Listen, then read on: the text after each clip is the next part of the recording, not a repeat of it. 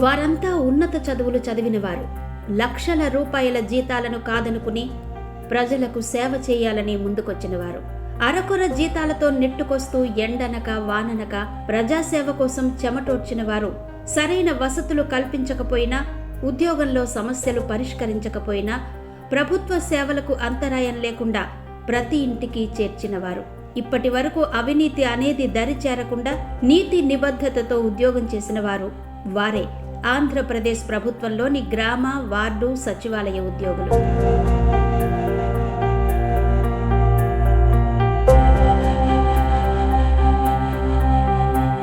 వీరు సుమారు రాష్ట్ర వ్యాప్తంగా 9 శాఖలుగా విభజించబడి 1,20,000 మంది వరకు ఉన్నారు.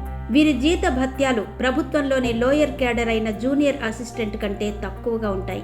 వీరితో అన్ని సంవత్సరాలు సేవ చేయించుకున్న ప్రభుత్వం IRDAలు ఇవ్వలేదు. కనీసం నోషనల్ ఇంక్రిమెంట్ కూడా కల్పించలేదు. వీరి జీతం సుమారు అన్ని అలవెన్సులు కలుపుకుని 30,000 కంటే తక్కువగా ఉంది. ఇప్పటి వరకు ప్రమోషన్ గైడ్ లైన్స్ కూడా ప్రభుత్వం రూపొందించలేకపోయింది. ఇదిలా ఉంటే ఇటీవలి కాలంలో రాష్ట్ర ప్రభుత్వం సచివాలయ ఉద్యోగులకు బదిలీల పేరుతో షాక్ ఇచ్చింది. ఇప్పటి వరకు లేని కొత్త రూల్స్ ను తీసుకొచ్చింది. ఉద్యోగి సొంత మండలంలో ఎట్టి పరిస్థితుల్లోనూ పనిచేయడానికి వీల్లేదని ఆర్డర్ ఇచ్చింది.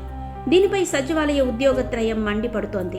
సొంత ఊరిలో ఉద్యోగం చెయ్యొద్దు అంటే పర్వాలేదు, కానీ సొంత మండలంలో ఉద్యోగం చెయ్యొద్దనడం దారుణమంది. ఏ డిపార్ట్మెంట్లోనూ లేని ఈ రూలు మాకే పెట్టడం విచిత్రంగా ఉందంది. దీనిపై రాష్ట్ర ప్రభుత్వం పునరాలోచించాలని కోరుతోంది. సచివాలయ ఉద్యోగుల్లో అధిక మంది మహిళలే ఉన్నారు. ఇప్పటి వరకు వారు 25 కిలోమీటర్ల లోపు ప్రయాణించి ఉద్యోగాలు చేసేవారు. ప్రభుత్వం తీసుకున్న నిర్ణయంతో 100 కిలోమీటర్ల పైచిలుకు ప్రయాణం చేసి ఉద్యోగాలు చేయాల్సి వస్తుందని అంటున్నారు. దీనివల్ల మా కుటుంబాలు చాలా నష్టపోతాయని వారు వాపోతున్నారు. వెంటనే మండలంలోనే ప్రజలకు సేవ చేసే వెసులుబాటు కల్పించాలని కోరుతున్నారు.